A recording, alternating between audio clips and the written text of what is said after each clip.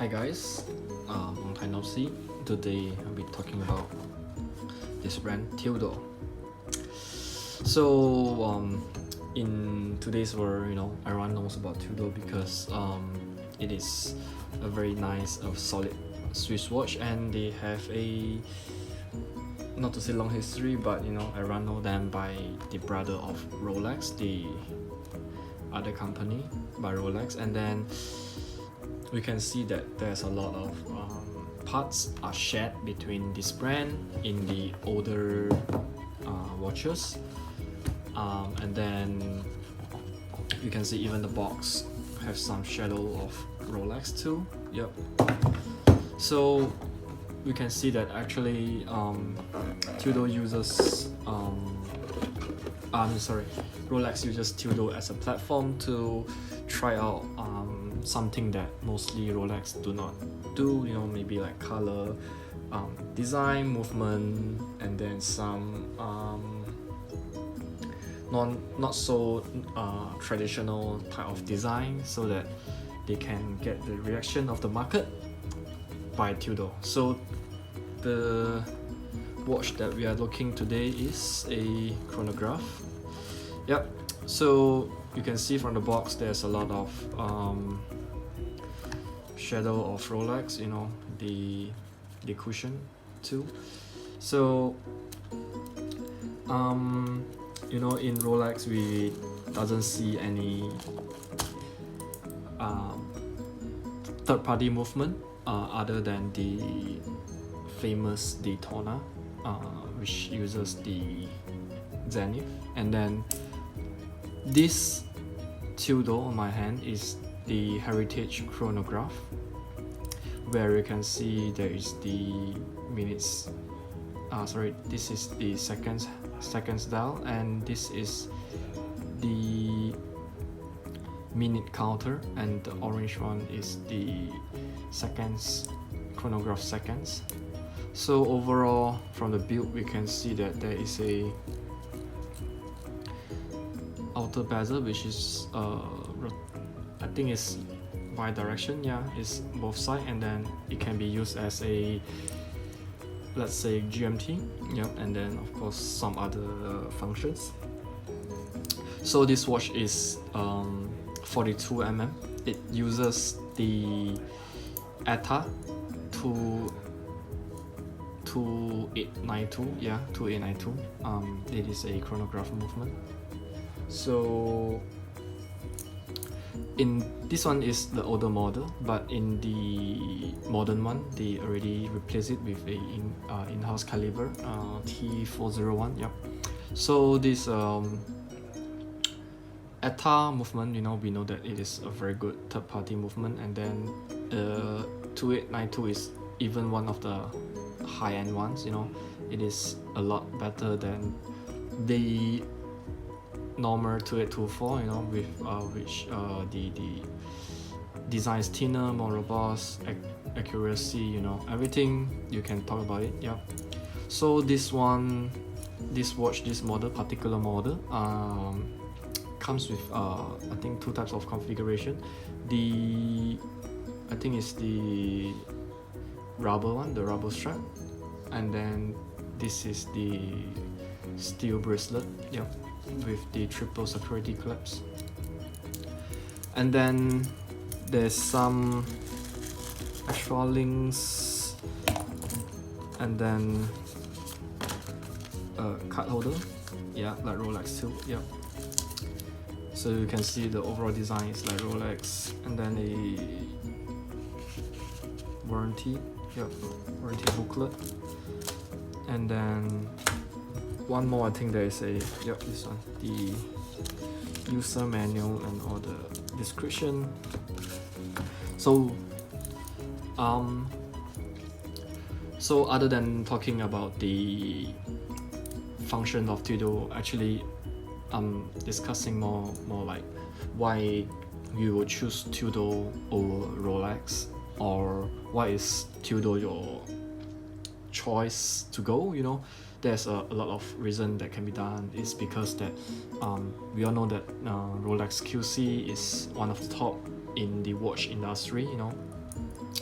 and then the watch you're getting by Tudor is actually uses the same QC by Rolex, and they have their in-house movement right now, and then you can get the quality of a watch like Rolex, built by Tudor of course, and the price is just maybe half or slightly more than half, you know, and you doesn't need to wait, and you can get it straight away from any AD, and they treat you very nice. Of course, in the recent years there's a series called Black Bay 58, and it started to use some strategy of Rolex where you need to have a waiting list for it, and then either you can buy something together, bundle, and then you can get the watch, and it is already start to have slightly higher price more than retail, you know, in the gray market if you want to get it faster.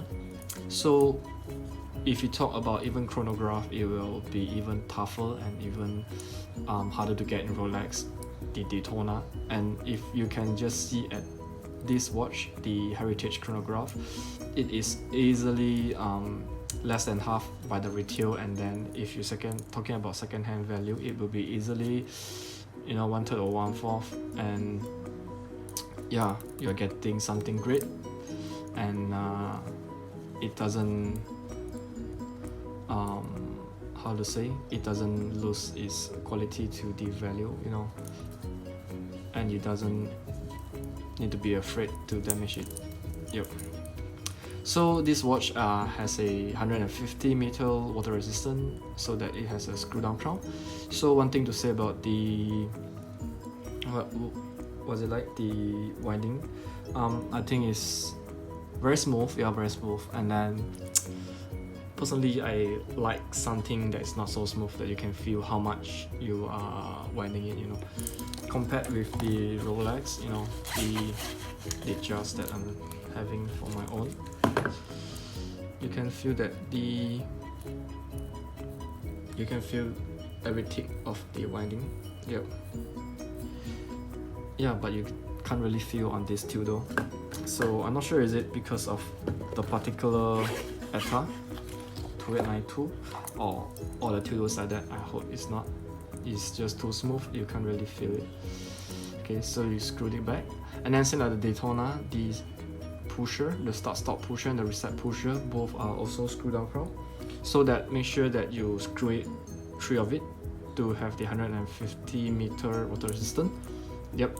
So you press it, the first one, it will start. Okay, and then after one round, the minute dial will start to tick. Okay, so one more time to stop and reset. Alright, so this one, same, it doesn't have the column wheel or any, you know, vertical clutch, horizontal clutch. Yeah, it is just a normal cam system with the horizontal clutch, so it is not the best feeling, but I think it is alright, you know, it functions alright, and everything is quite accurate, although you can see sometimes there's some lag here, you know, some jump on the chronograph pin, but I think alright, it is alright if you are just using it sometimes. So after that, after everything, talking about this watch, I think that the function on a watch in the current 20th century, you know, actually I find that the GMT, you know, and chronograph is considered the best functionality in watch just that we are wearing daily, you know, like the alarm, or maybe how to say, the Yachtmaster countdown, or maybe, you know, a lot of other function. I don't think they are not very practical. You know, I think the most practical is GMT, first place in my opinion, and then maybe chronograph in the seconds. You know, all those thermometer and then some more power reserve, or I think they are just something extra, you know. And of course, I'm talking about low price watches. We are not talking about the very complicated movement like the perpetual calendar or the few of that tourbillon, you know, and then the bell ringing watch, you know. I don't know what's it called, but they are all those complicated, and I don't think they are really that practical in our daily life, you know. So in the end, I was just saying that if you do not need to have the thinking that I'm not so rich, so I go for Tudor, you know, or I want to have the name of a Rolex, then we just go for Tudor. No, I don't think this should be the way. I think that if you doesn't want to, how to say, you know, you need to have your own choice, like which watch do you like it, or what color, what model, what size, you know, all those things. You can have it right away, you know, other than every time it is on waiting list. But I just think that Tudor is the way to go. Other than manipulate by the market, you know, you can just get it right away with the same quality of a Rolex, you know. I think this is a very good choice of brand, you know, and then do not need to looks at you know, other people's perspective, like, oh, you are not rich, you know, so that's why you go Tudor, you know. So if one day this brand, you know, goes viral, you know, and then people will start doing the same thing, like, whoa, you're having Tudor, you must be rich, something like that. So I just think that if you like that brand, then you just go for it. Doesn't need to thinking about this or that, you know. And Tudor is definitely a good brand, you know. The Black Bay 58, they received the 2020 best watch design in some place, I doesn't remember. Yep. So overall, this watch is very nice at 42mm thickness. You can see that it is very nice. Yeah, this is not going center. Alright, so today my sharing will be here. Thank you very much.